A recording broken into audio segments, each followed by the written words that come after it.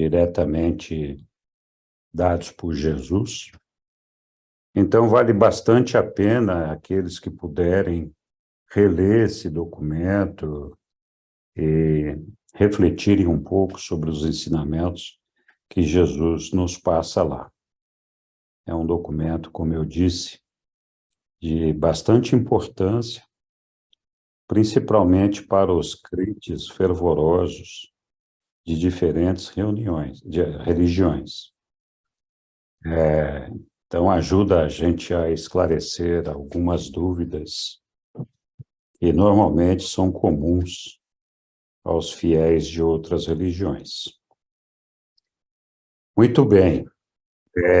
Nós vamos, então, hoje começar o documento 149 e vamos precisar de uma pessoa para nos ajudar com a leitura aqui. Esse documento, ele fala da segunda campanha de pregação de Jesus. Então, quem é que vai nos ajudar aqui? Eu posso me voluntariar.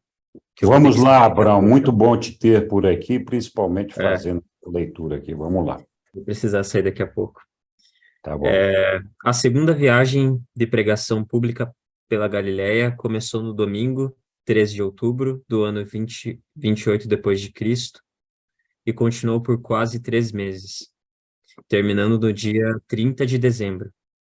Participando desse esforço estiveram Jesus e os 12 apóstolos, assistidos pelo corpo de 117 evangelistas recém-recrutados e por numerosas outras pessoas interessadas. Nessa viagem, eles visitaram Gadara, Ptolemaias, Jáfia, Dabarita, Megido, Jezreel, Citópolis, Tariqueia, Hipos, Gamala, Betsaida, Júlias e muitas outras cidades e aldeias. Nesse domingo pela manhã, antes da partida, André e Pedro pediram a Jesus para dar as atribuições definitivas aos novos evangelistas, mas o mestre eximiu-se de fazer isso, dizendo que não era atribuição sua fazer as coisas que os outros podiam executar aceitavelmente. Depois da devida deliberação, ficou decidido que Tiago Zebedeu administraria essas atribuições. Quando Tiago terminou as suas observações, Jesus disse aos evangelistas: Ide fazer o trabalho segundo vos foi atribuído, e mais tarde, quando tiverdes mostrado que sois competentes e fiéis, eu vos darei a ordenação para pregardes o evangelho do reino. Nessa viagem, apenas Tiago e João foram juntos com Jesus. Pedro e todos os outros apóstolos levaram consigo 12 evangelistas e mantiveram um contato estreito com eles, enquanto faziam o trabalho de pregação e de ensinamento. Tão logo os crentes ficaram prontos para entrar no reino, os apóstolos ministravam-lhes o batismo. Jesus e os seus 2 companheiros viajaram bastante durante esses 3 meses, visitando frequentemente 2 cidades a cada dia, com o fito de observar o trabalho dos evangelistas e estimulá-los nos seus esforços de estabelecimento do reino. Essa segunda viagem de pregação foi principalmente um esforço para que esse corpo de 117 evangelistas recém-preparados pudesse adquirir experiência prática. Durante esse período e posteriormente, até o momento da partida final de Jesus e dos 12 para Jerusalém, Davi Zebedeu manteve na casa de seu pai em Betsaida um centro permanente de apoio ao trabalho do reino. Foi lá a sede central da obra de Jesus na terra e o centro de revezamento para o serviço de mensageiros mantidos por Davi, composto daqueles que faziam trabalho em várias partes da Palestina e regiões adjacentes. Ele fez tudo isso por iniciativa própria, mas com a aprovação de André. Davi usou entre 40 e 50 mensageiros nesse serviço de informação da obra do reino, que rapidamente se expandia. Empregando bem o seu tempo, ele ganhava vida parcialmente, passando uma parte do tempo no antigo trabalho de pesca. Muito obrigado, Abraão. Muito legal. Alguma coisa chamou a atenção de alguém aqui? Gostaria de fazer algum comentário?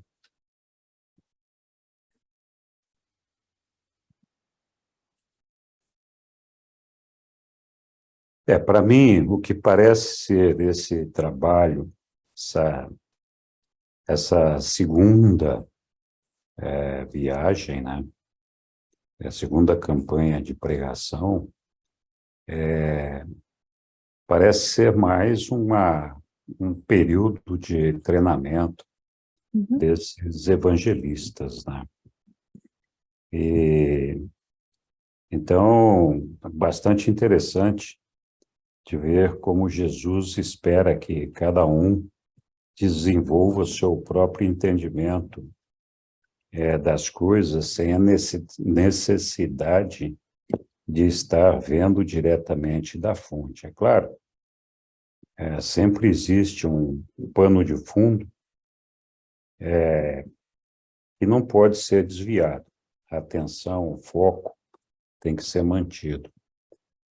Mas, no geral, Jesus acreditava que as pessoas, por si só, eram capazes de desenvolver o seu aprendizado.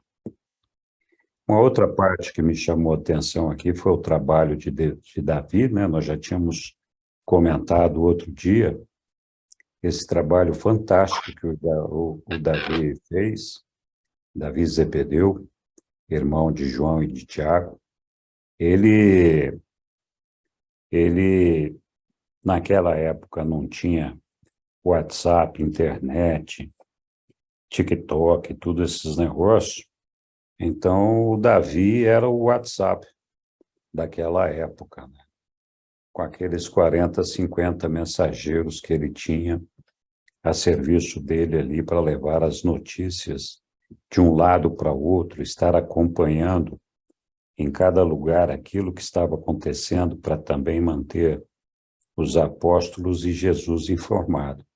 Então, ele não só levava informações de Jesus e seu grupo para grupos de outros lugares, mas também eles traziam para o grupo de apóstolos e para Jesus o que estava acontecendo na vida política, e na vida social, e como que as coisas estavam se desenvolvendo ali na época, né? Então, Jesus, muitas vezes, era alertado da possibilidade da perseguição e dos lugares onde ele deveria evitar estar para não ter problemas, por meio desses mensageiros. Então, esse trabalho de Zebedeu, de Davi Zebedeu, era realmente admirável. Não sei se tem mais alguém que queira fazer algum comentário sobre esse texto que nós acabamos de ler. Diga, Hélio, meu querido. Boa noite a todos, bom vê-los. Você podia colocar na tela, por favor, o verso 3? Sim, podemos. Está na tela, Hélio. Parágrafo 3. Sim. Então, o que me chamou a atenção é que os novos evangelistas, eles recebiam, por assim dizer, uma permissão pública e eram batizados depois de um período de observação e avaliação. E esse período era curto, era 3 meses, mas ninguém saía pregando, ouviu e já saiu pregando. O batismo era um evento de admissão do corpo de pregadores. Eu acho que está no parágrafo 3, eu não consigo ver, porque aqui apagou a minha tela. Não, Mas está mesmo. você Lá não pôs diz na assim. tela? Eu não estou vendo aqui na tua tela. Não, Estou vendo você, não estou vendo a tela. não está aparecendo. Vou compartilhar aqui. Por favor. Esqueci de Por coincidência, compartilhar. apagou o meu aqui. Mas, Só eu enfim, estava vendo. lá no 3 tem um destaque especial que esses evangelistas recebiam esse batismo depois de um período de 3 meses, um período de observação. Isso, para mim, é um destaque, porque essa preparação era necessária antes que eles saíssem, por assim dizer, compartilhando replicando conhecimentos. É só uma observação. Grato. Obrigado, Aécio. Quem mais?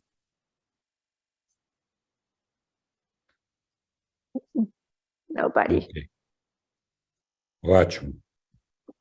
Então, vamos lá. Vamos continuar a leitura aqui.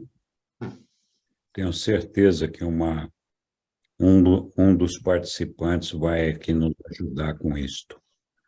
Então, o renome de Jesus. Vamos lá, quem lê? Eu. Boa, Sidney. Você? Na época que foi desarmado o acampamento de Betsaida, o renome de Jesus, especialmente como curador, encontrava-se difundido em todas as partes da Palestina e por toda a Síria e países vizinhos. Durante semanas, depois de Jesus haver saído de Betsaida, os doentes ainda chegavam e, não encontrando o mestre, ao saberem por meio de Davi onde ele estava, saíam atrás dele. Nessa viagem, deliberadamente, Jesus não fez nenhum chamado milagre de cura. Contudo, as dezenas dos afligidos encontraram a restauração da sua saúde e da felicidade, mediante o poder reconstrutivo da fé intensa que os impelia a buscar a cura. Começou a surgir, por volta da época dessa missão, continuando durante o restante da vida de Jesus na Terra, uma série especial e inexplicada de fenômenos de cura. No decorrer dessa viagem de 3 meses, mais de 100 homens, mulheres e crianças da Judéia, Idumeia, Galiléia, Síria, Tiro e Sidom, e vindos até de além do Jordão, foram beneficiados por essa cura inconsciente de Jesus. E ao retornarem para suas casas, aumentaram a celebridade de Jesus. E faziam isso não obstante a recomendação feita diretamente por Jesus ao beneficiário de não contar a ninguém, sempre que ele observava um desses casos de cura espontânea. Nunca nos foi revelado com exatidão o que ocorreu nesses casos de cura espontânea e inconsciente. O mestre nunca explicou aos seus apóstolos como essas curas foram efetuadas, a não ser dizendo meramente em várias ocasiões: eu percebo que uma força saiu de mim. Numa ocasião, ele observou quando tocado por uma criança que se curava, percebo que um pouco de vida exalou de mim. Na ausência da palavra direta do mestre sobre a natureza desses casos de cura espontânea, seria presunçoso da nossa parte tentar explicar como foram realizados. No entanto, nos será permitido registrar a nossa opinião sobre tais fenômenos de cura. Acreditamos que muitos desses milagres aparentes de cura, acontecidos ao longo da ministração terrena de Jesus, resultaram da coexistência das 3 seguintes influências poderosas e fortes em conjunto. A presença de uma forte fé, dominante e viva, no coração do ser humano que buscava persistentemente a cura. E, junto, o fato de que essa cura estava sendo desejada pelos seus benefícios espirituais, mais do que pela simples restauração física. 2. A existência concomitante com essa fé humana da grande simpatia e da grande compaixão do Filho Criador de Deus, encarnado e dominado por uma misericórdia que, na verdade, possuía, por meio da sua pessoa, poderes e prerrogativas criativas de cura ilimitados, quase e fora do tempo. 3. Junto com a fé da criatura e a vida do Criador, deveria ser também notado que esse Deus-homem era a expressão personificada da vontade do Pai. Quando, durante o contato entre a necessidade humana e o poder divino que vai ao encontro dessa necessidade, Se a vontade do Pai não tivesse sido diferente, esses dois tornam-se um, e a cura ocorre de modo inconsciente para o Jesus de natureza humana. Mas a mesma é imediatamente reconhecida pela sua natureza divina. A explicação, então, para muitos desses casos de cura deve ser encontrada em uma grande lei há muito conhecida nossa, a saber, aquilo que o Filho Criador deseja e que é da vontade do Pai Eterno é. A nossa opinião, pois, é de que a presença pessoal de Jesus, algumas formas de profunda fé humana, compelem literal e verdadeiramente a manifestação da cura. Em certas forças e personalidades criativas do universo, as quais estavam, na época, muito intimamente associadas ao Filho do Homem. Torna-se, portanto, um fato notório que Jesus proporcionava aos homens, frequentemente, curarem a si próprios na presença dele, por meio da poderosa fé pessoal. Muitos outros buscaram a cura com propósitos puramente egoístas. Uma viúva rica de Tiro, com a sua comitiva, chegou buscando ser curada das suas enfermidades, que eram muitas. E enquanto seguia Jesus por toda a Galiléia, ela ia oferecendo mais e mais dinheiro, como se o poder de Deus fosse alguma coisa a ser comprada pela oferta mais elevada. Mas nunca tornou-se interessada no Evangelho do Reino. Apenas buscava a cura dos seus males físicos. Obrigado, Sidney. Muito bem. Estamos abertos aos comentários e debates.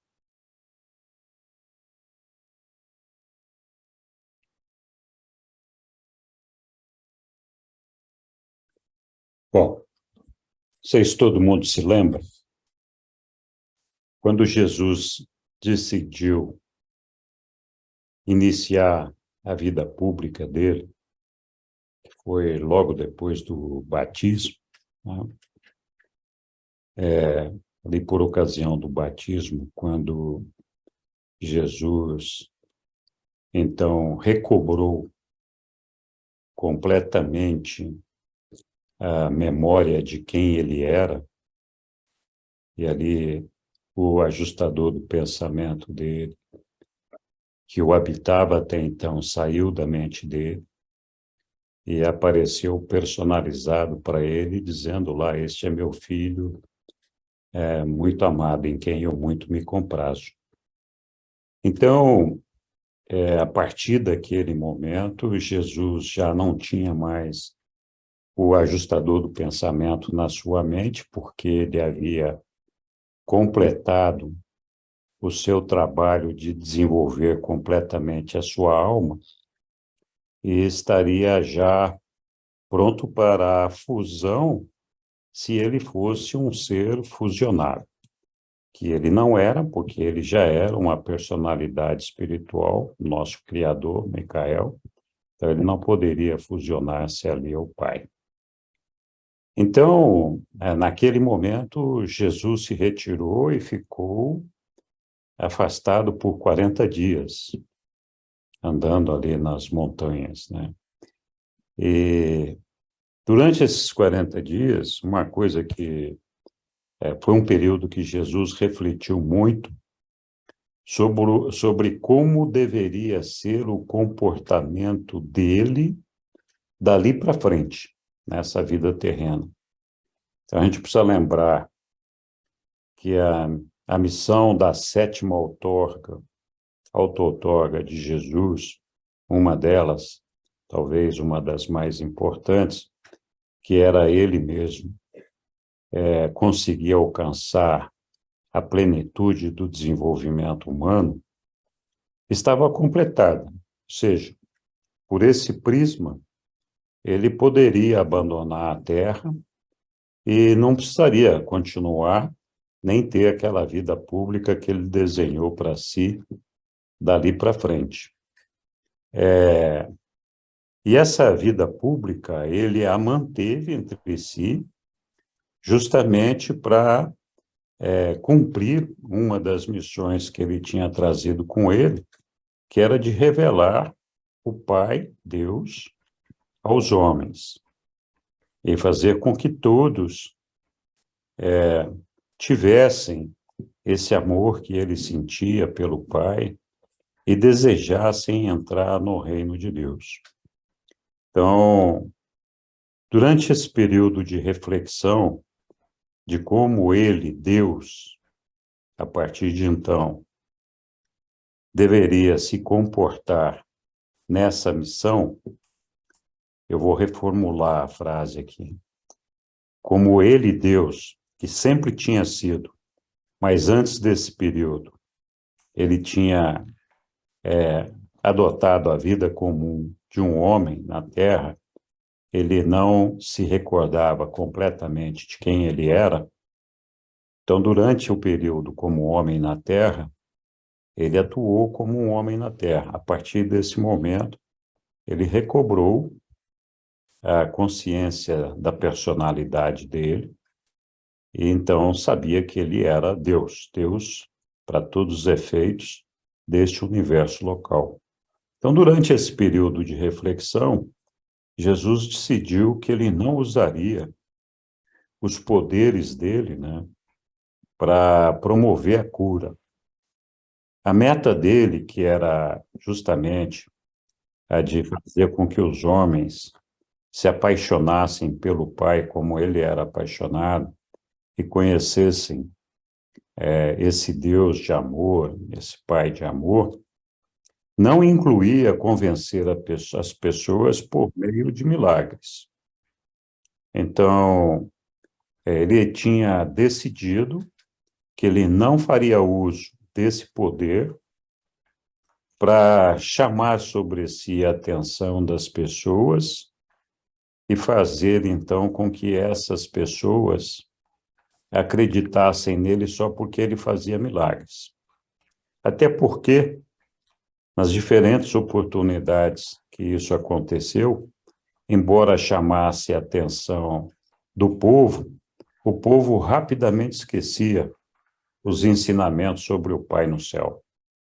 Então, Jesus sabia que não era esse o caminho.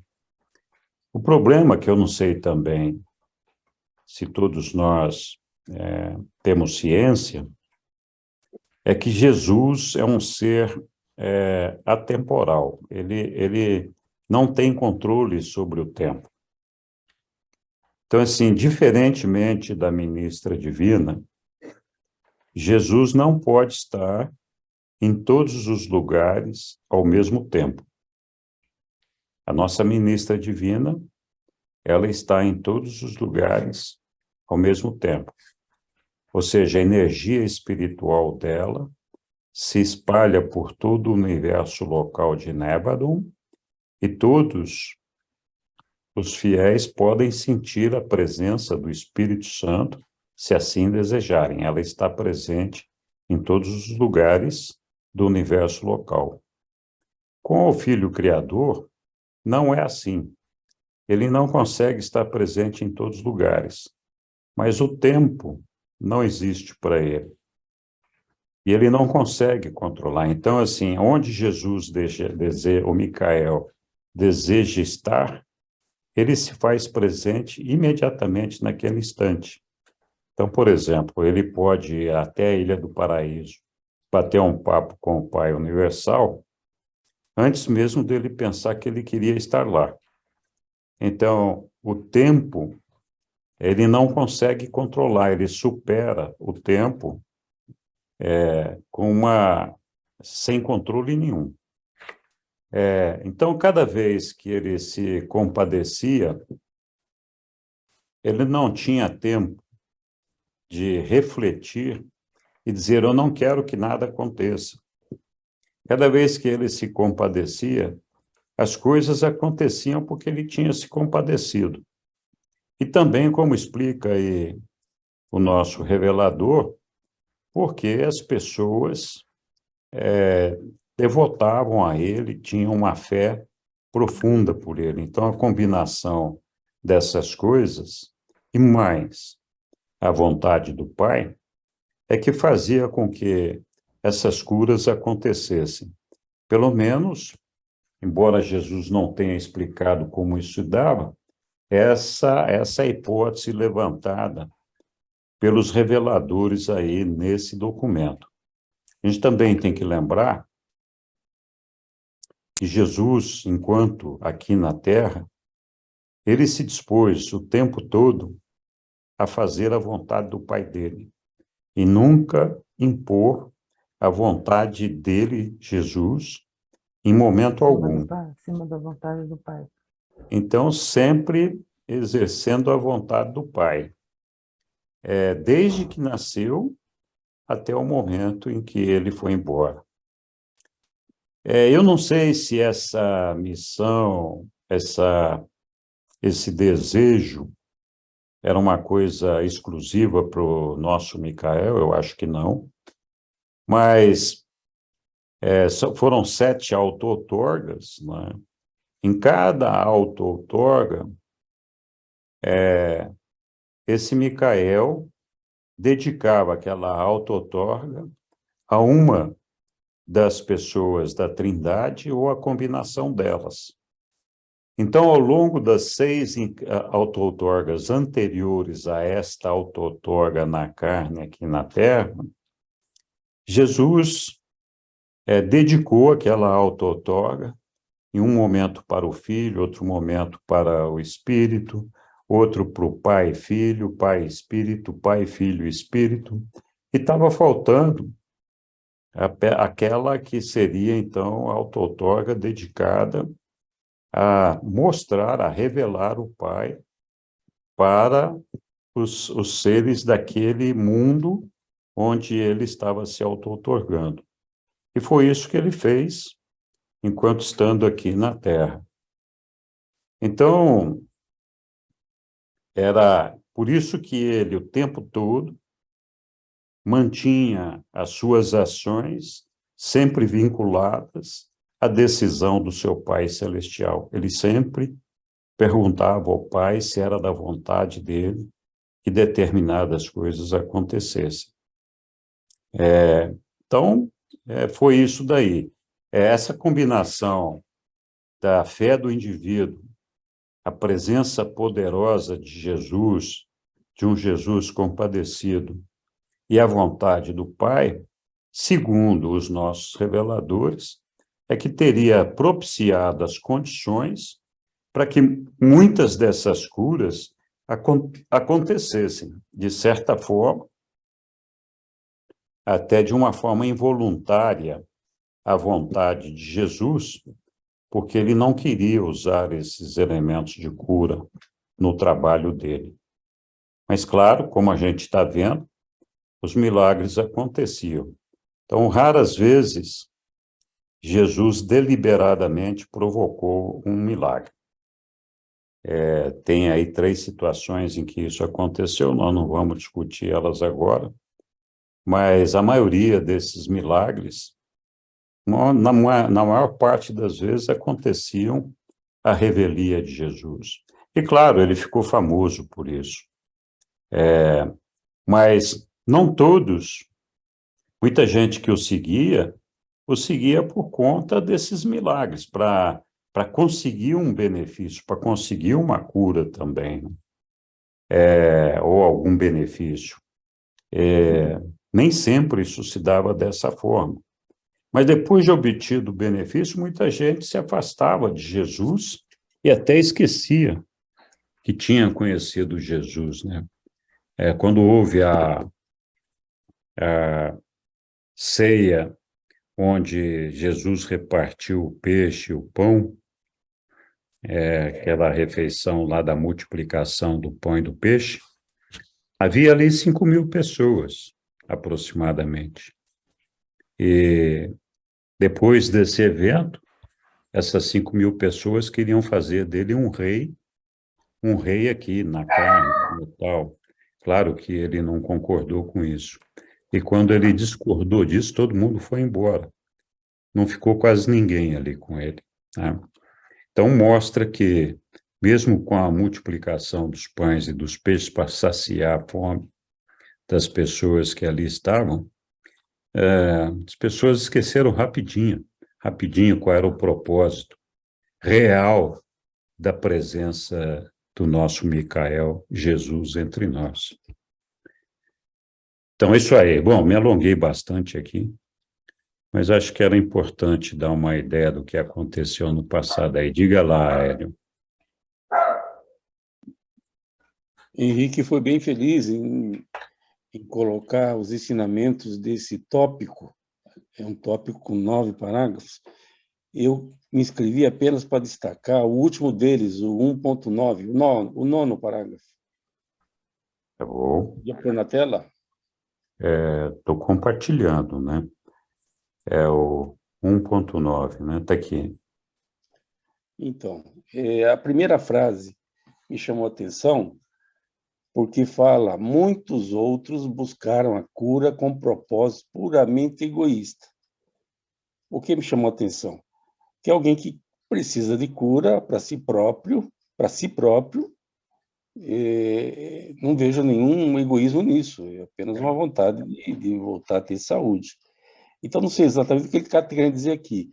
Mesmo a viúva que tentou corromper, que tentou comprar a sua cura, ela usou dos meios que ela tinha, fortuna, da forma que ela foi criada. Henrique colocou muito bem que as pessoas não estavam interessadas na mensagem. De um modo geral, está isso expresso nas linhas e nas entrelinhas desses 9 parágrafos. Então, Jesus se frustrou porque ele pretendia, nessa segunda jornada, pretendia mais do que atrair doentes, mais do que conseguir reputação e fama pela habilidade de cura. Ele mesmo anunciou, como bem disse Henrique, que ele não sabia exatamente por que a cura acontecia. Pelo menos ele não deu essa informação. Nem os reveladores sabem disso. E de sorte que os reveladores especularam como é que isso acontecia. E disseram lá que tinha uma combinação de 3 fatores, e aí é importante, o Henrique já falou sobre isso, mas eu quero destacar: fé de quem era doente e queria a cura, compaixão do Filho Criador e o fato dele ter uma natureza divina, porque os apóstolos podiam ter as 2 variáveis, mas não tinham a natureza divina. Grato. Obrigado, Hélio. Eu só queria fazer um contraponto com esse parágrafo que você levantou muito bem, 1.9, que muitos outros buscaram a cura com propósitos puramente egoístas. E você comentou aí que uma pessoa que deseja a sua cura não é necessariamente um fato egoísta. Mas aqui no item 5, eles falam da presença de uma forte fé dominante e viva no coração do ser humano que buscava persistentemente a cura. E junto, o fato de que essa cura estava sendo desejada pelos seus benefícios espirituais, mais do que pela simples restauração física. Então, estou entendendo que havia uma combinação para esses seres que tinham essa fé, essa combinação de uma elevação espiritual com a própria cura, né? Só para lembrar esse ponto, então. Oi, André, diga lá. Boa noite a todos. É importante lembrar também, acho que foram uns 40 dias depois do batismo, e o ajustador personalizado dele fala: toma cuidado com tudo aquilo que você pensa e deseja, mesmo que inconscientemente, porque eu sou um ser atemporal, timeless, desprovido de tempo, não sabe o que é tempo. Isso não significa que ele não tem pressa absolutamente, é um outro conceito de absolutismo né, onde que qualquer coisa que Jesus desejar, imaginar ou alguma coisa, isso se torna real, porque o ajustador, como coordenador de todos os ajustadores, né, e provavelmente de toda a classe de seres que estava aí ao lado dele, simplesmente executa. O próprio olhar de Jesus por uma pessoa, uma criança passando ao lado dele, doente, e ele olha com compaixão, aquilo pode instantaneamente curá-lo, mesmo que ele não pense em curar a criança. A própria compaixão dele, né, de estar aqui entre nós, fez isso acontecer. Lembre-se que Jesus optou por continuar aqui em Urântia depois de terminada tecnicamente a 7ª outorga dele. Ele poderia ter encerrado e retornado, soberano. Ele quis continuar. Parece que ele tem não sei, um bem-querer, porque o nosso planeta tem uma história tão triste, né? E todas essas doenças, todos esses, né, esses problemas que ele diz que são os problemas do tempo, né, são devidos à falha adâmica, né, resultante da falha não, da rebelião de Lúcifer. Então, ele é muito consciente de que as pessoas aqui não têm culpa disso, né? Elas estão sofrendo pelo erro de outro. E isso torna ele bastante comovido, né? Ao ponto de falar explicitamente que ele iria voltar. E parece que está escrito que ele fala que pode voltar mais de uma vez, né? Então, tudo isso para dizer que ele tinha um sentimento real pelas mazelas desse nosso mundo aqui. Obrigado. Obrigado, André. Já que o André Deixa eu só falar uma coisa, pode, dando uma continuidade ao que ele disse, que nem você falou, né? Que a simples vontade dele já tornava alguma coisa real, né? E aqui no último parágrafo, eu não sei que número que é esse daqui, mas se diz assim, torna-se, portanto, um fato notório que Jesus proporcionava aos homens frequentemente curarem a si próprios na presença dele por meio da poderosa fé pessoal. Quer dizer, a fé, só o fato da fé da pessoa ligar a pessoa a Jesus, só esse fio invisível que era criado, né, da fé da pessoa para ele, já era o suficiente para ter uma cura. Né? Então, para ver a dimensão dele, né? A grandiosidade dele, né? sim. E tem uma coisa que eu gostaria de saber também para mim estudar, porque eu não sei. Aonde que eu posso achar a auto-outorga de Jesus? Olha, existem vários documentos, ou existe um ou dois documentos que falam das auto-outorgas de Jesus. Eu não me lembro agora, mas acho que é o documento 120 e 121. 120 Não, são as 118. auto-outorgas. Não, 118 e 119, acho que é. 120 é quando ele já está com o Emanuel para vir aqui para Urântia. Isso, mas é o 119, então, as auto-outorgas de Cristo Micael, 119. Fala de todas em todos os mundos. Isso. Tá bom, obrigada. Imagina. Então, só o André mencionou aí da situação que Jesus falou dos nossos infortúnios serem um acidente do tempo.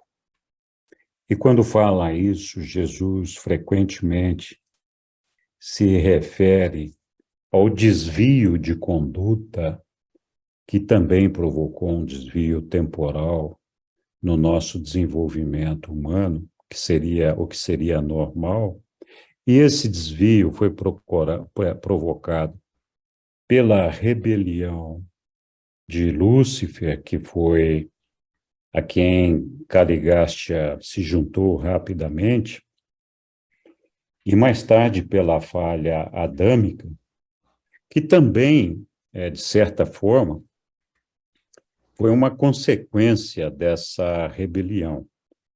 dada a calamidade, a situação que a humanidade se encontrava na época e dos esforços de Caligaste por fazer com que o Adão e Eva não conseguissem alcançar os seus objetivos. Claro está, contudo, que Adão e Eva poderiam ter agido com mais sabedoria e não ter incorrido nos erros que incorreram. Mas quando Jesus fala disso, e a consequência que tudo isso trouxe para a nossa humanidade, é o fato de que a presença de Adão e Eva, a missão de Adão e Eva aqui na Terra, era de desenvolver a raça violeta, ou seja, com sangue puro gerado por Adão e Eva, todos os seus filhos descendentes, que a partir de um determinado número de descendentes deles, eles poderiam, então, iniciar um processo de miscigenação com toda a humanidade. E esse processo seria uma maneira de superar as deficiências físicas e as doenças que nos afligiam e nos afligem até hoje.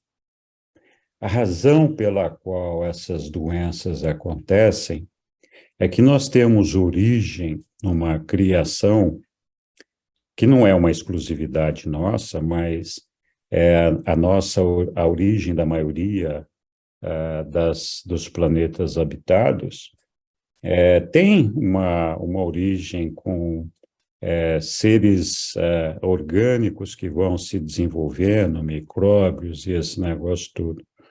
Então, assim, a nossa genética é vulnerável a esses micróbios, bactérias e todo esse negócio que acontece no nosso meio.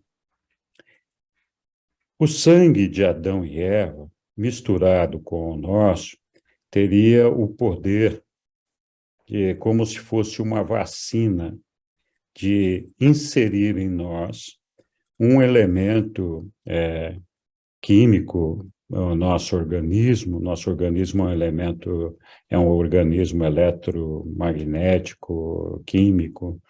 Então, teríamos um elemento inserido por essa raça em nós, que evitaria que qualquer um de nós ficasse doente. E além de promover uma série de benefícios para a elevação da nossa mente, a elevação espiritual e todo esse negócio. Então, esse acidente do tempo, lembrado pelo André aí, tem essa origem nisso daí. Nós perdemos, naquele momento, com a falha adâmica, a oportunidade de superar todas essas nossas mazelas. E, claro, isso não deveria, num planeta que estivesse tendo um desenvolvimento normal, não deveria estar acontecendo.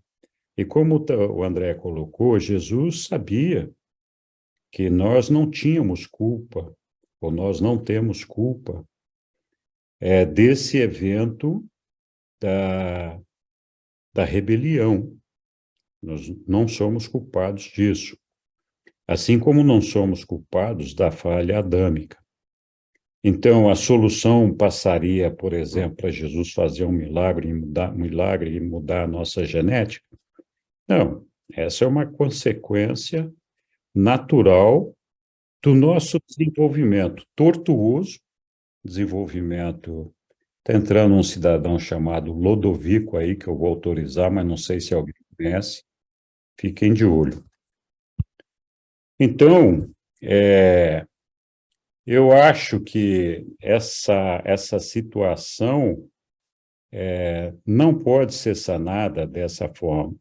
Existem vários textos que os reveladores dizem que o erro de um impacta a todos nós. Então, é impossível que nós fiquemos isentos de sofrimento ou de consequências do erro cometido por qualquer um de nós.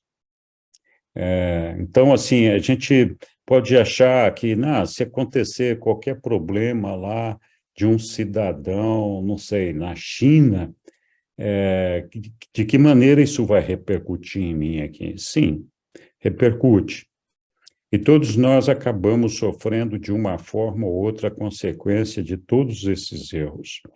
Mas como Jesus disse, esse sofrimento, ou como os reveladores dizem, esse sofrimento e essas consequências, elas são temporais, enquanto dura a nossa vida aqui na Terra. E elas não podem, de maneira nenhuma, afetar a nossa eternidade. Então, apenas nós, com as nossas decisões, exclusivamente as nossas decisões pessoais, é que podem afetar o nosso destino. Ou seja, nada do que os outros fizerem podem afetar o nosso destino, mas sim podem haver consequências. Então, para Deus, nós podemos despertar esse sentimento de compaixão, como acontecia com o nosso querido Jesus, Micael, porque sim, ele sabe que esse é um problema de uma consequência da qual nós não temos responsabilidades, mas ele não pode diretamente intervir nisso.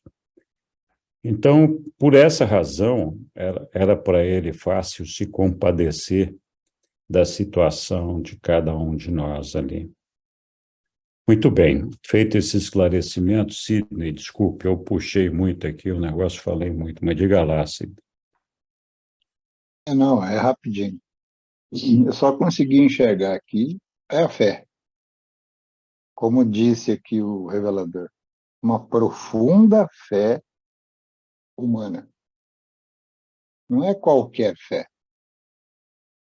Né? Uma fé egoísta não é a mesma coisa que uma profunda fé. Não é acreditar, né? O que é fé? Teoricamente, é acreditar naquilo que não se pode ver, apesar que Jesus estava lá, né? Mas eles acreditavam na cura que ele poderia dar. E também viram muitas pessoas serem curadas. Então, eles estavam até vendo realmente ter fé, mas podiam ver. Agora, aquela fé de você não ver, você acreditar sem ver, é outra fé, né? Como que nem os salão-douteiros, né? Eles têm uma fé tão grande que eles estão num lugar privilegiado. Justamente por isso. Só isso, obrigado. Obrigado, Sidney, bem lembrado. Diga lá, Hélio, meu querido. Henrique, você me deixou curioso quando resgatou o parágrafo 5, e eu estou aqui, enquanto você fala, tentando interpretá-lo melhor. Por quê?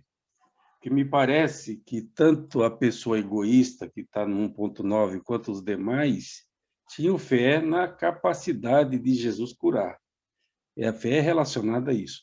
Onde está pegando para mim, e eu estou com dificuldade de entender, quem é que vai renunciar a benefício espiritual? E que benefício seria este adicional à restauração física?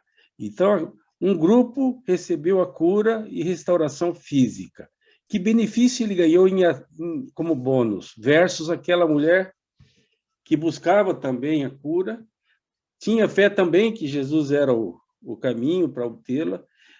Como estabelecer um diferencial significativo entre esses dois perfis de extremo? Eu queria entender melhor esse parágrafo 1.5. Que benefício espiritual é esse que aquele que recebeu cura ganhou em acréscimo à restauração física? Então, Hélio, evidentemente não está explicitado pelos reveladores ali, mas o que eu imagino é o seguinte, que uma pessoa que tem uma fé, uma retidão, capaz de levá-la à cura física, é uma pessoa que tem já vive no reino dos céus. Então, muita gente quando pede cura ou faz algum pedido ao nosso Pai, sempre espera um determinado resultado, que é, evidentemente, a cura. Mas uma pessoa que tem fé, mesmo que não seja curada, não vai se desesperar, porque ela percebe que existe um mundo espiritual, percebe a presença do Pai, de Deus, e sabe que a permanência dela aqui na Terra é temporária. Então, sim, o indivíduo se apresenta com o desejo de ser curado, mas eu imagino que essa pessoa, estou fazendo uma analogia aqui por mim, imagino que essa pessoa, se não for curada, ela vai compreender, porque aquilo não era naquele momento a vontade do Pai, o que não faz dela alguém que esteja fora do reino de Deus ou que seja afastada do reino de Deus. Só não foi a desejo do Pai naquele momento. Então, é diferente daquela pessoa que quer ser curada a qualquer custo e que, se aquilo ali não acontecer, eu até deixo de acreditar em Deus. Eu acho que esse ganho espiritual, esse ganho dessa espiritualidade, está focado justamente nessa fé, de que não importa qual seja a vontade do meu Pai, eu desejo que a vontade dele se faça em mim, e se essa vontade for de cura, que ele me cure. Se não for, tudo bem, eu vou continuar no reino dos céus e vou continuar aqui amando ao meu Pai e seguindo o meu caminho para alcançá-lo, sabendo que a minha vida e meus sofrimentos aqui são temporários. Eu acho que a diferença está aí, né, na compreensão dessa magnitude da família de Deus, dessa expansão de consciência cósmica que o indivíduo pode ter, né? Não sei se alguém tiver alguma outra impressão sobre esse assunto, fique à vontade. Não revelou todo o processo para todos nós, e que por isso mesmo os reveladores especulam aqui sobre a razão por que essas curas aconteciam, né?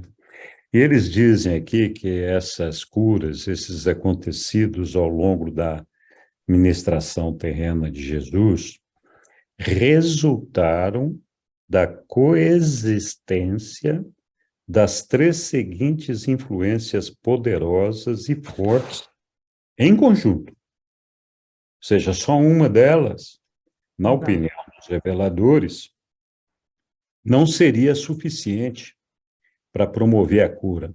E que três forças eram essas?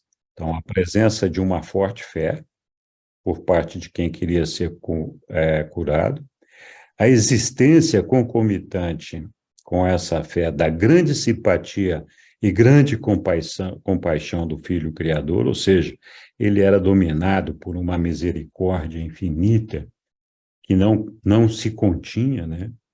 E além desses dois pontos, ou seja, a fé e a presença de Jesus, era necessário que o nosso Pai Celestial desejasse que aquela cura acontecesse. Isso é o que os reveladores estão especulando ali. Então, teoricamente, não seria um fato isolado só de uma das ações, mas nós não temos como saber, né?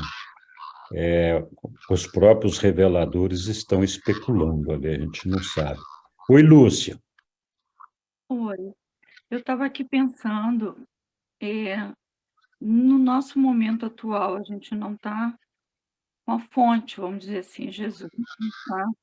Nós estamos estudando, né, os ensinamentos, e assim, eu vejo como um processo essa coisa da cura. Independente se você está com uma emergência, a cura vai se dando por essa sinceridade de alma, de busca, de alinhamento, de vontade de se alinhar, porque você vai percebendo essa afinidade, você vai fazendo escolhas, e aí, de repente, às vezes, você não está com uma cura especificamente para um mal muito grave, mas você começa a perceber que muitas coisas na sua vida, pequenas coisas, que quando se somam são tantas, elas vão desaparecer na sua persistência, seu caminhar, mesmo você com todas as suas limitações, mas a verdade de alma, eu vejo muito isso acontecer comigo. Coisas assim pequenas que eu não tinha solução, e eu dizia, puxa, Jesus, eu queria tanto que isso acabasse, e assim, não via ano após, mas eu também não desistia. Não desistia porque eu sinto uma afinidade, um amor. E é isso que eu digo de processo, né? De repente, hoje em dia, isso ficou muito claro estudando aqui com vocês no livro de Urântia. E há pouco tempo, tá? Tem uma semana eu olhei para trás e falei, isso que eu queria que acabasse, acabou, aquilo que eu queria, e eu não conseguia antes. O que é isso? Você vai ficando permeável como uma esponja, é engraçado. Longe da perfeição, tá? Erro bastante, muitíssimo, mas já tenho um amor pela palavra de Jesus, sinto um carinho e procuro exercitar. Então, eu acho que essa sinceridade também, mesmo que você já está lá no reino, você está lá na porta, mas a porta está aberta para você. É Já está verdade. chegando muita coisa. É muito interessante. É a minha experiência. Obrigado, Lúcia. Muito bom. É isso mesmo. Oi, Sidney. Então, o Hélio foi embora, né? Não sei, acho que sim. Como diz aqui no final do parágrafo que ele estava perguntando, essa viúva queria comprar a cura. Ela ia oferecendo mais e mais dinheiro, como se o poder de Deus fosse alguma coisa que ela pudesse comprar, ou que algum de nós pudesse. Né? E depois complementa, ela nunca se tornou interessada no Evangelho do Reino. Apenas buscava a cura dos seus males físicos. Então, ela não estava interessada em nada, só em si. Por isso que é egoísta. Estava interessada só em si próprio, né? Não conseguia enxergar nada além do próprio umbigo. E como o Henrique falou, a oração sempre termina com seja feita a sua vontade e não a minha. É isso mesmo. Muito Então vai obrigado. ser feito se ele quiser. Se ele não quiser, como o Henrique disse, eu continuo trabalhando. É isso mesmo. Só isso, obrigado. Muito obrigado, Sidney. A gente sempre tem vontade que as coisas aconteçam do jeito que a gente gostaria, né? Mas o nosso Pai, com certeza, ele consegue enxergar o todo, a gente só enxerga uma fração. Então, o tempo de Deus é diferente do nosso. Ele tem outras maneiras de avaliar aquilo que realmente nós queremos, aquilo que nós realmente estamos pedindo, se deve ser dado naquele momento ou não. Aliás, tem alguns documentos que falam disso muito bem. Alguns deles vão estar se aproximando aí rapidamente e a gente vai ter oportunidade de discutir bastante esse assunto. Mas é interessante, uma coisa bem interessante. Oi, André, diga lá. 3 notinhas rápidas. A primeira em relação ao que o Sidney falou, eu me lembrei daquele um dos últimos milagres que ele faz, que é da multiplicação dos pães. E ele fala, olha, vocês estão me aclamando, querendo que eu seja o rei do Deus, porque eu enchi a barriga de vocês, não enchi os corações. Né? Isso é muito interessante. Né? Tem a ver com o que ele falou, né? da cura. Olha, não adianta ele pedir uma coisa material. Ele não reconheceu, ninguém está exultante por ter sido a vida espiritual, a alma, né? melhorada. Sim, a barriga. Ele falou nada disso. né? Quero saber, não valeu, né? A outra coisa é que, por mais que Jesus tenha consagrado a decisão de não fazer manifestações, milagres materiais, a vontade do pai dele prevaleceu. É como se o pai tivesse falado: meu filho, eu sei que você falou que não ia fazer, mas deixa comigo, né? Pode fazer, assim, sem querer, sabe? As coisas aconteciam. O primeiro milagre, que é transformar água em vinho, parece uma coisa fútil, mas aconteceu. O pai dele falou: tudo bem, não tem problema. Eu sei que você, né, quis fazer diferente, mas não tem problema. Pode fazer assim, eu deixo, eu quero. Isso é muito curioso, né? Mesmo ele, filho de Deus, né, divino, ele falar, a vontade do Pai prevalece, né? E a vontade dele é a minha também. É muito, muito sutil e muito importante. É isso. Esqueci o terceiro comentário, deixa para lá. Obrigado. Muito obrigado, André. Eu, há algum tempo atrás, acho que eu já postei, inclusive, ali no nosso grupo, podem procurar na videoteca da UAB, tem um vídeo lá que fala do tempo de Deus. É muito legal. Eu recomendo para quem tiver curiosidade procurar esse vídeo. É bem legal. Se não é desejo de Deus, não acontece nesse caso, né? Tem muita coisa que acontece no nosso mundo e em outros também, que não é provocado por Deus, acontece naturalmente. Mas sim, eu entendo que uma cura de um doente é porque Deus desejou que fosse assim, né? A vontade dele foi assim. Muito obrigado. Alguém mais quer fazer um comentário qualquer sobre isso? Henrique, Oi. eu estava ouvindo a Lúcia trazer a questão dela e, na verdade, eu fiquei pensando, porque o livro relata aqui que, nessa oportunidade, tudo bem, houve a conjunção de 3 fatores ali, mas naquela oportunidade se pôde presenciar, então, vários fenômenos reconhecidos como milagres, né? E claro, havia a presença pessoal da personalidade de Jesus, mas ao ler o livro de Urântia, porque Jesus disse que, na verdade, ele precisaria subir para que o Espírito que ele verteria sobre toda a carne pudesse alcançar mais pessoas, pudesse ser deixado conosco e alcançasse mais pessoas.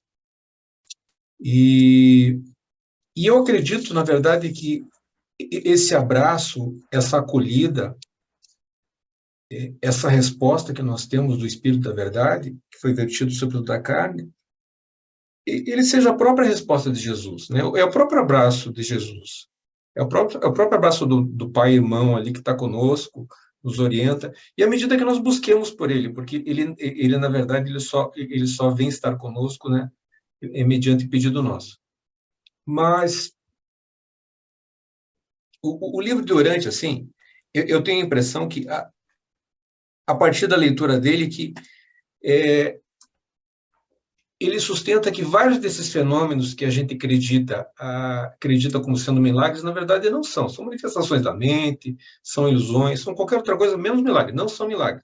E a impressão que eu tenho às vezes é que os ditos fenômenos que poderiam ser classificados como milagres, nessa época toda, desde que Jesus não esteve mais conosco, poderiam eventualmente ser contados assim, às dezenas, talvez até em número menor.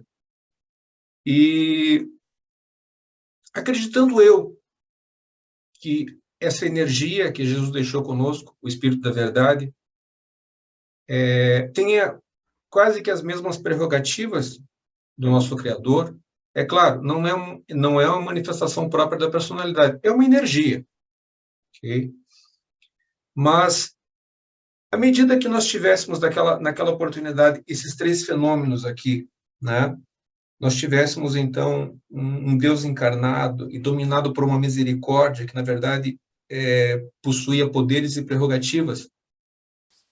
Eu fico a me pensar se o fato de nós não observarmos tantos fenômenos que pudessem ser reconhecidos como milagres, de lá para cá, pudessem ser atribuídos, por exemplo, a uma menor influência, a uma menor prerrogativa dessa energia deixada por ele, uma vez que ela pudesse ser, talvez, carregada de menos poderes, menos prerrogativas. Eu não vou falar em menos misericórdia, porque não é o caso.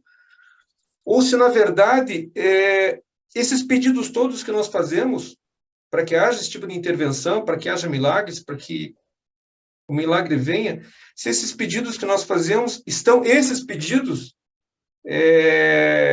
mais carregados de simples restauração física do que propriamente de benefício espiritual. Eu não entendi onde é que está a diferença nessa balança que justifica que naquela oportunidade nós tenhamos observado tantos fenômenos tidos como milagres e hoje não. Porque eu acredito que a energia deixada pelo Pai aqui tenha sido a mesma, né? É uma energia da personalidade dele que nos abraça da mesma forma e tem as mesmas prerrogativas. E, do mesmo modo, eu acredito que os pedidos que partam dos nossos irmãos para que haja cura, para que haja milagre, não sejam despidos de menos vontade, de menos fé de que isso ocorra. E por que esses milagres aí não ocorrem nesses números que a gente gostaria de ver ocorrer? Não sei. Eu entendo o que você está falando aí. Enfim. Será que não seria porque faltou uma parte espiritual nessa necessidade do milagre? Porque no item 1 aqui, ele fala que existe uma vontade também espiritual, né, da cura espiritual da pessoa. E o que está me parecendo hoje em dia é que as pessoas não estão muito preocupadas na cura espiritual dela. Quando eu digo espiritual, é espiritual, emocional e também de comportamental e tudo.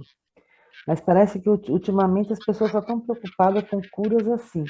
Curar minha situação financeira, curar minha saúde, mas vai curar a situação financeira e a saúde para fazer o quê com isso? Vai ser uma pessoa curada, uma pessoa íntegra, numa boa, que não vai fazer nada? Qual é a necessidade? O que isso levaria de bom para as pessoas?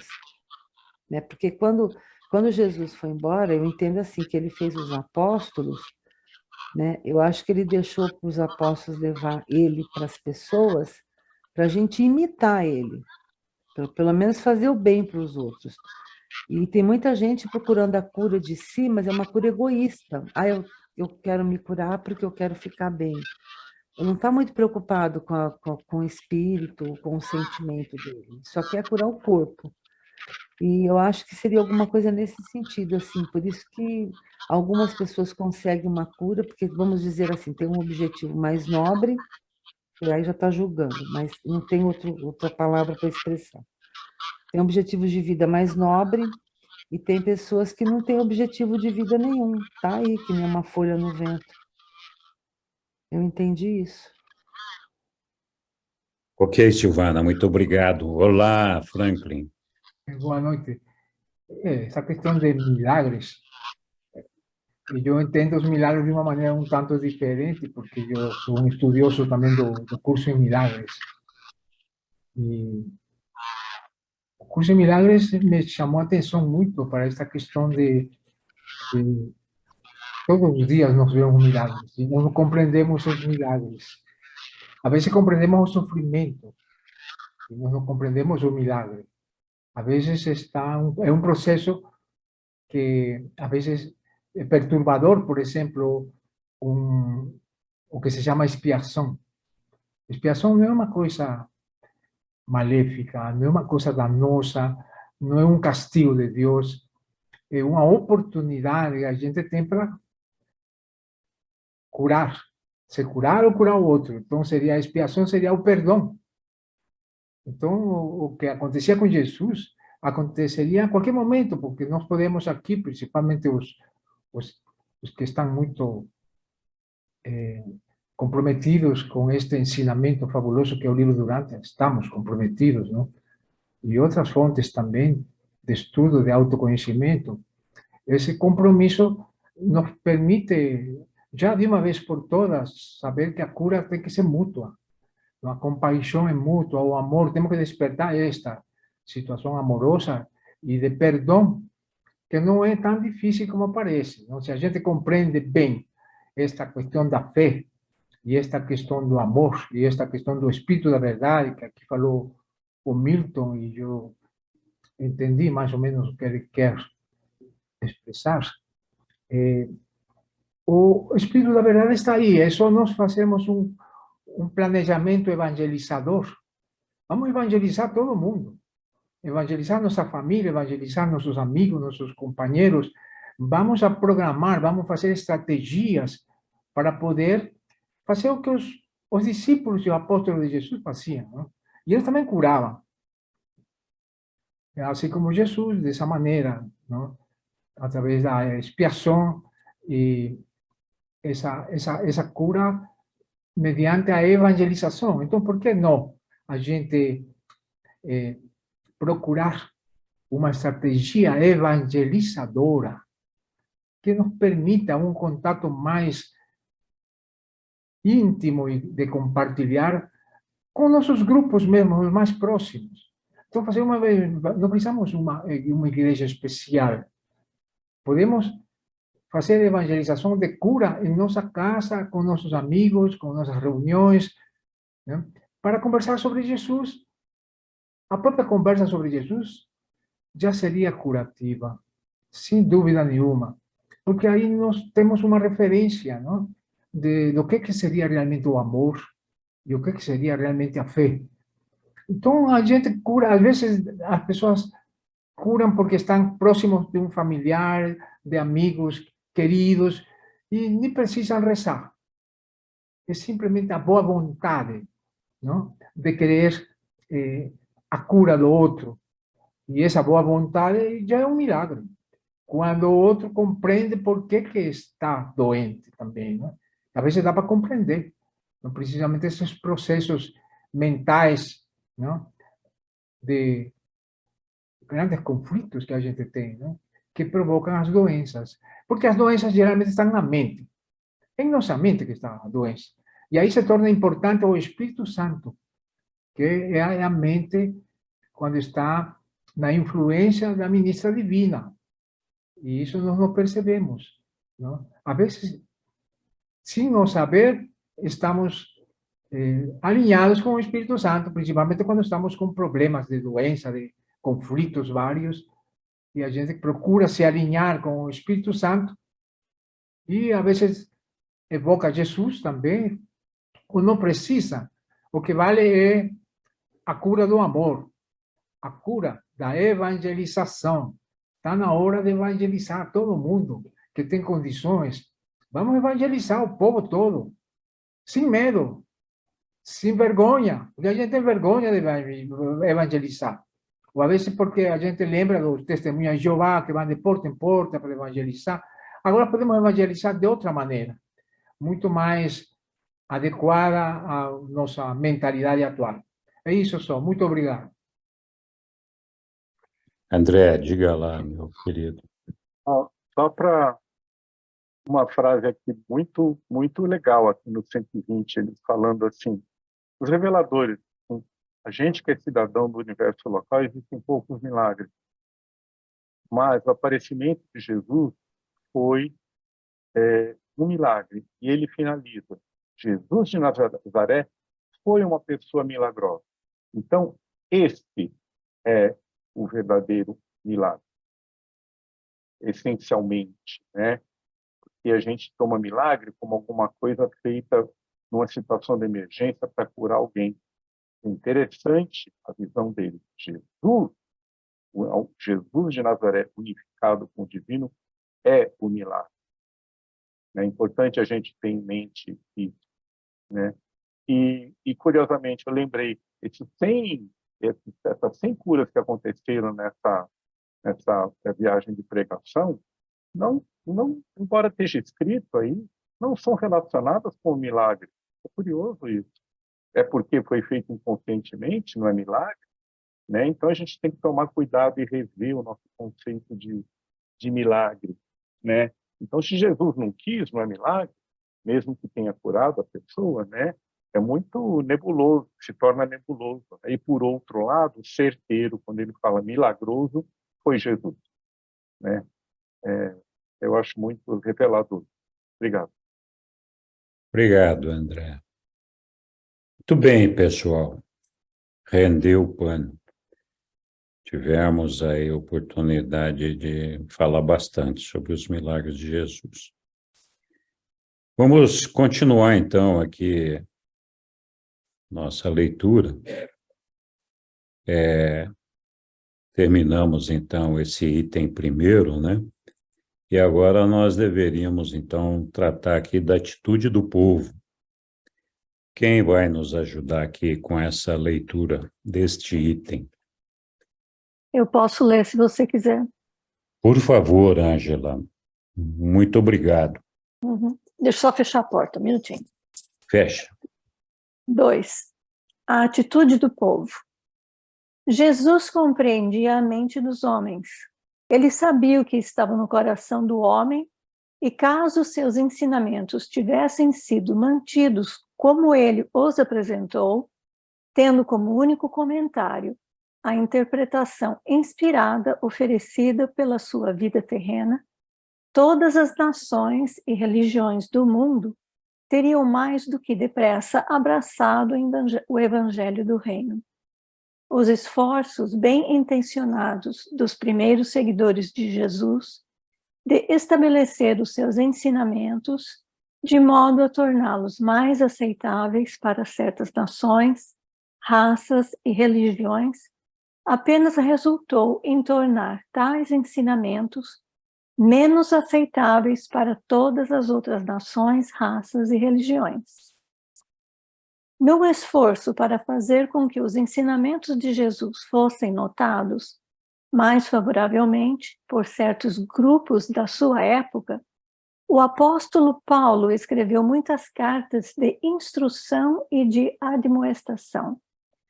Outros instrutores do Evangelho de Jesus fizeram também assim, mas nenhum deles imaginou que alguns desses escritos fossem ser reunidos subsequentemente por aqueles que iriam apresentá-los como incorporados aos ensinamentos de Jesus.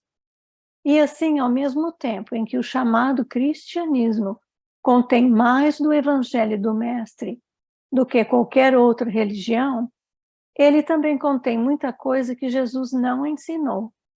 À parte, a incorporação de diversos ensinamentos vindos dos ministérios persas e de muitos vindos da filosofia grega. Ao cristianismo primitivo, 2 grandes erros foram cometidos. O esforço para ligar o evangelho diretamente à teologia judaica, como ilustrado pelas doutrinas cristãs da expiação.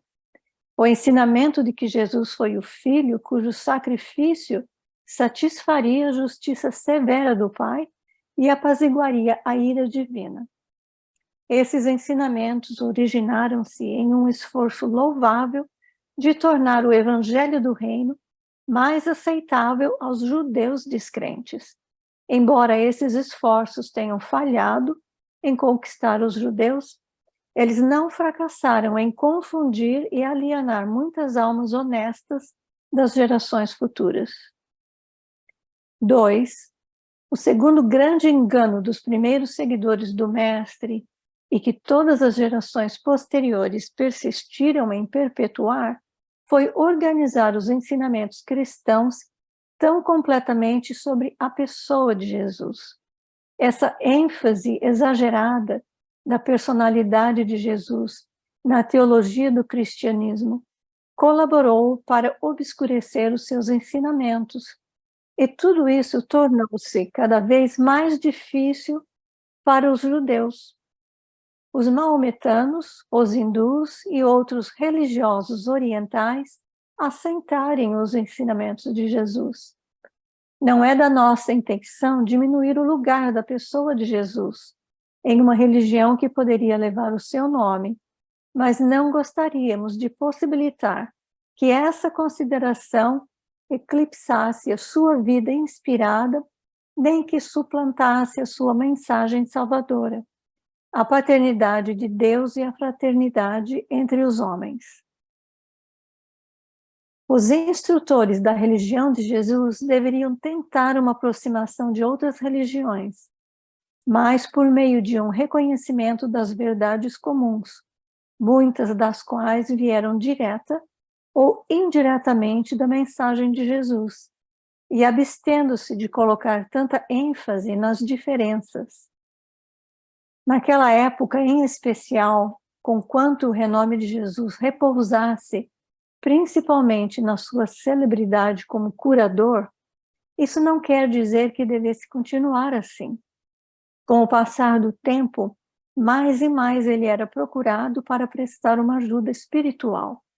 Mas foram as curas físicas que exerceram um apelo mais direto e imediato para a gente comum.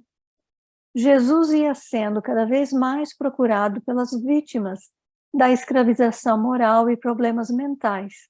E, invariavelmente, ele ensinava-lhes o caminho da libertação. Os pais buscavam o seu conselho sobre como administrar a educação dos filhos, e as mães buscavam ajuda para conduzir as filhas. Aqueles que estavam na escuridão viam a Jesus e ele revelava-lhes a luz da vida. O seu ouvido estava sempre aberto aos sofrimentos da humanidade, e ele sempre ajudou aqueles que buscaram a sua ministração. Quando o próprio Criador estava encarnado na Terra, à semelhança da carne mortal, era inevitável que algumas coisas extraordinárias acontecessem. No entanto, nunca deveis abordar Jesus através dessas ocorrências chamadas milagrosas. Aprendei a abordar e a entender o milagre através de Jesus, mas não cometais o erro de tentar compreender Jesus através do milagre. E essa advertência é justificada, não obstante Jesus de Nazaré ser o único fundador de uma religião a realizar atos supermateriais na Terra.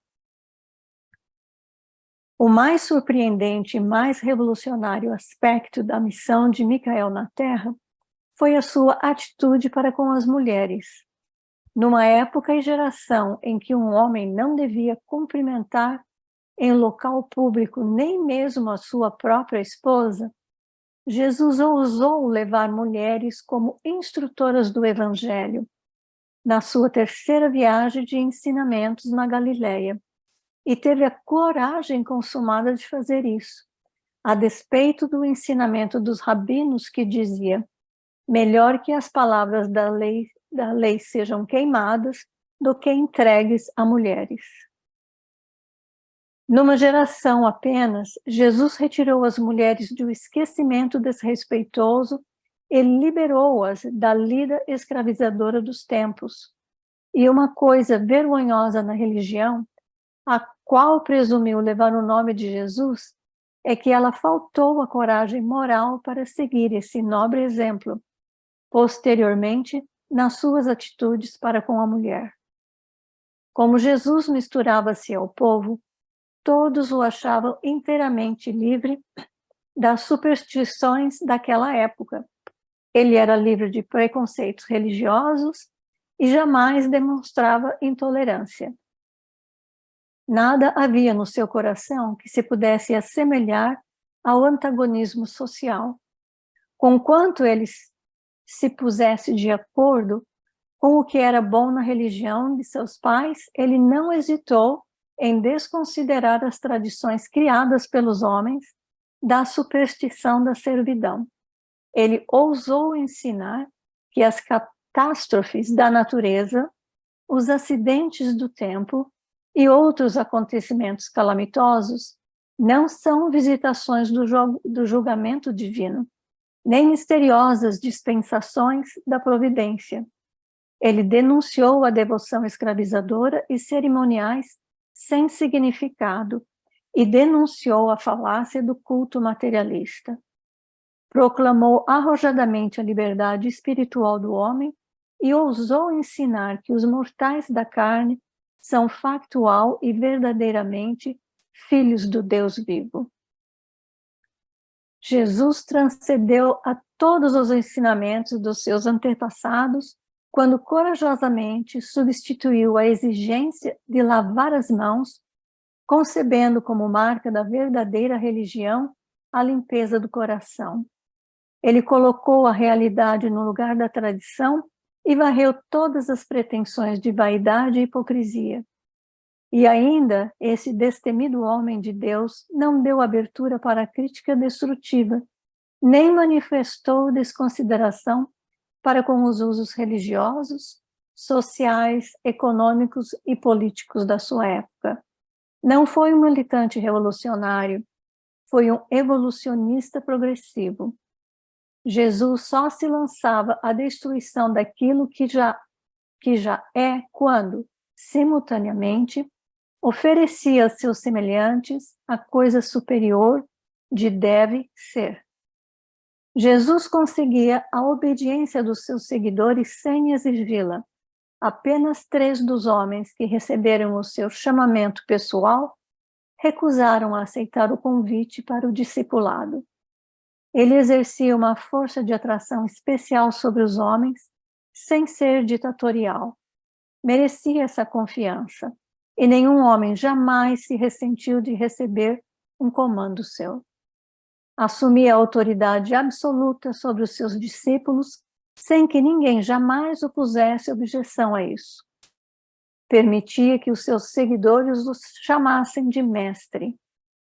O mestre era admirado por todos que o conheciam, exceto aqueles que alimentavam os preconceitos religiosos arraigados ou aqueles que julgavam enxergar perigos políticos nos seus ensinamentos. Os homens ficavam assombrados com a originalidade e autoridade da sua instrução. Todos ficavam maravilhados com a sua paciência ao responder aos retrógrados e importunos. Jesus inspirava a esperança e a confiança nos corações de todos aqueles que estavam sob a sua ministração.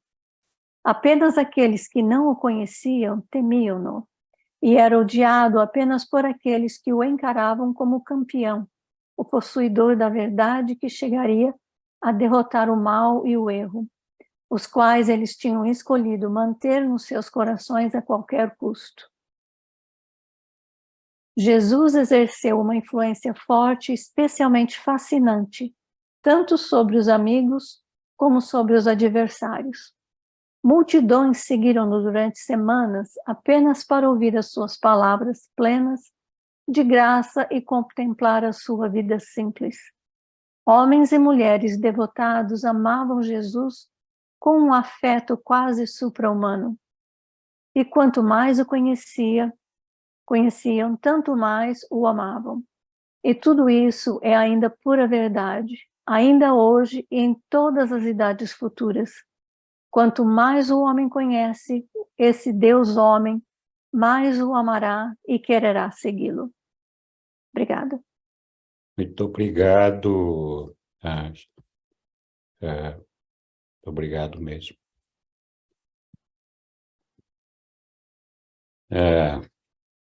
Puxa vida, que texto legal esse.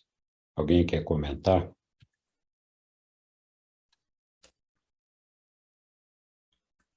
Muito bonito. Muito bem, Jesus realmente era... Oi, Lilian, fala. Então, eu falo. Não, só quando ele fala sobre as mulheres, né? Ele não, os reveladores ali colocam, né? Que Jesus, ele foi muito corajoso. Ele falou até com a samaritana. Então, os homens nem os maridos se dirigiam às esposas publicamente. Então, a coisa era muito séria ali, né? E Jesus até teve as discípulas, né? Teve 12 discípulas, então, meio que essa atitude dele também foi, de certa maneira, revolucionária para a época, né? E não só a cultura hebraica, como a própria religião, né? Eles tinham essa questão com as mulheres ali. E quando elas iam ao templo também eram divididas, né? E tinha a parte das mulheres e a parte dos homens, elas podiam entrar, mas não entravam na parte dos homens, tinha toda aquela divisão. E Jesus, desde cedo, não se conformava com essa questão, né? Que as mulheres não podiam estudar, por exemplo. Ele ensinava as suas irmãs em casa, né? A lei, né? A orar, e as questões o que ele aprendia na escola, ele ensinava as irmãs em casa. Então, desde cedo, não é porque foi depois do batismo e tal, mas ele já tinha esse respeito, né? E sabia que as mulheres também, e ele fala interiormente num dos textos, como que a mulher deve estar, colabora com o homem na criação. Então, isso tudo é muito lindo no livro de Urântia, ele trazer essa revelação, porque a gente, mesmo na Bíblia, a gente já vê que, e todos já percebem o quanto ele valorizava as mulheres, né? Através dos acontecimentos com aquela mulher que quase apedrejaram, né? Com a do poço lá, a samaritana, com quem ele conversou também. Então, e isso eu acho também que não era bem visto pelos judeus ali. Eles ficavam meio assim, olhando para Jesus de lado. Mas ele sabia convencer tão bem, porque muitos aceitavam esses ensinamentos, né? Inclusive os apóstolos, que deveriam aceitar esses ensinamentos. E as mulheres, acho que gostavam também de ser tratadas assim, né? De igual para igual. E de ser valorizadas. Porque, se imagine, ela ser ensinado que é preferível que o texto sagrado seja queimado do que dado a uma mulher. Quer dizer, não valia quase nada. É verdade. De fato, essa atitude de Jesus com as mulheres foi revolucionária na época, né? Eu acho que esse, entre outros, era um dos fatores que provocavam um estranhamento com as pessoas da época com relação a Jesus, porque era uma coisa cultural e a mulher não fizesse parte da liderança da sociedade, das coisas, tinha que ficar em casa cuidando de criança e mais nada, né? Então, esse desvio cultural, que em algum momento aconteceu na nossa humanidade, ele permanece até hoje, né? E é pena que ainda exista toda essa questão aí de achar que lugar de mulher é na cozinha, atrás do fogão, ou cuidando de criança em casa. É isso também, mas não só isso, né? Então, todas as pessoas têm que ter as mesmas oportunidades e direitos, como assim Jesus entendia também. Mas é claro que isso provocou reações naquela época, né? Não só por isso, mas também a própria reação de Jesus com relação ao sacrifício de animais e outras coisas. Então, Jesus, apesar de não ter tido o propósito de vir mudar a nossa sociedade, nem se intrometer em política e economia, na verdade, ele acabou provocando bastante estresse social com relação aos poderosos da época, justamente por essa atitude de lidar com os samaritanos, lidar com as mulheres, lidar com, enfim, tratar todo mundo com aquela igualdade que era característica dele. E essa, na verdade, foi a razão, eu acho que o pano de fundo das alterações feitas pelos apóstolos com relação ao ensinamento de Jesus, tem uma razão oculta ali que está por trás dessa atitude de Jesus, né? Eles queriam atrair as pessoas a qualquer custo para a religião, para o cristianismo, e faziam concessões que não deviam fazer, e que provocavam diferenças grandes nos ensinamentos de Jesus. Diferenças tão grandes que, às vezes, não atraía as pessoas que eles queriam atrair, e, pelo contrário, afastava aquelas pessoas que acreditavam no ensinamento de Jesus e que não concordavam com esse posicionamento de alguns apóstolos, querendo acomodar as coisas para trazer as pessoas para dentro, né? Eu acho que isso é um cuidado que todos nós temos que ter, de não tentar acomodar as coisas para simplesmente atrair as pessoas. Isso não significa que a gente tenha que ser arrogante, que a gente tenha que ser desrespeitoso com as crenças de cada um, que a gente não tenha que ter tolerância com as crenças de cada um.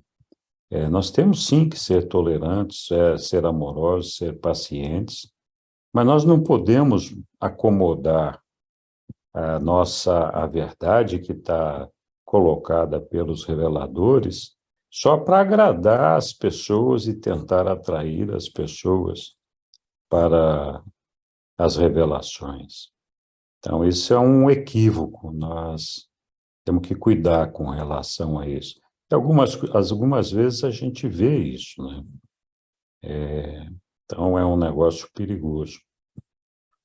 Eu destaquei aqui também, nesse texto, vou colocar aqui,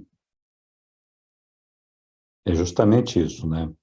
Os esforços bem intencionados dos primeiros seguidores de Jesus de restabelecer os seus ensinamentos de modo a torná-los mais aceitáveis para certas nações, raças e religiões. Isso apenas resultou em tornar tais ensinamentos menos aceitáveis para todas as outras nações, raças e religiões. Além disso, eles falam assim, né, que o chamado cristianismo contém mais do evangelho do mestre do que qualquer outra religião, mas também ele contém muita coisa que Jesus não ensinou. E aqui os reveladores falam dessa ideia que o cristianismo tem, e esse é um dos maiores entraves para serem superados nas crenças religiosas de muitos cristãos, que é a ideia de que Jesus veio para este mundo para salvar a humanidade, salvar com o seu sangue, salvar porque a maneira de Deus, o Pai, se reconciliar com o homem era por meio da morte violenta de seu filho Jesus, que é um absurdo. Então, esse conceito arraigado no coração dos cristãos de que a cruz é o símbolo da salvação do homem, porque seria a reconciliação promovida por Jesus entre o homem e Deus, é o maior equívoco que existe em toda a história do cristianismo. E eu já tive discussões homéricas com alguns crentes evangelistas ou católicos sobre essa questão. Então, e isso está ligado, inclusive, àquela questão, por que que Jesus teria vindo, né? Para nos redimir daquele pecado original, da culpa que nós teríamos aí com relação à falha adâmica, né? Então, tem uma série de erros e conceitos judaicos que se acumularam em torno dessa questão e que o cristianismo acabou adotando para atrair os judeus e outras religiões para dentro do cristianismo, infelizmente distorceram completamente o ensinamento de Jesus, né? Então, essa é uma questão que a gente tem que lidar com bastante cuidado e habilidade, né? Os cristãos, de uma maneira geral, eles têm uma dificuldade muito grande em aceitar a ideia de que Jesus não veio para este mundo com esse propósito de salvar o homem, né? Então, é claro que ao ter o propósito de apresentar Deus e introduzir o reino dos céus entre os homens, não deixa de ser um caminho de salvação. Mas esse caminho de salvação não tem nada a ver com o sangue derramado por Jesus. Isso é uma outra coisa, né? Então, é bastante complicado a gente lidar com esse assunto entre os cristãos.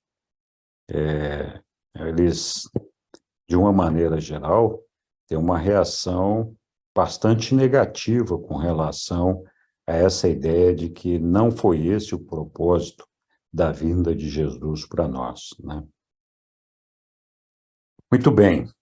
Alguém quer fazer algum comentário adicional? Eu quero. Então, diga. Olá, gente, tudo bom? Oi, Yara. Então, gente, quando o Henrique está falando aí, todo mundo falou,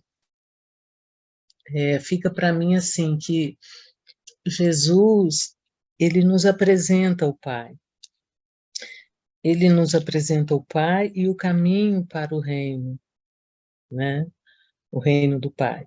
E esse caminho para o reino do Pai é o caminho de nos levar em direção ao Pai.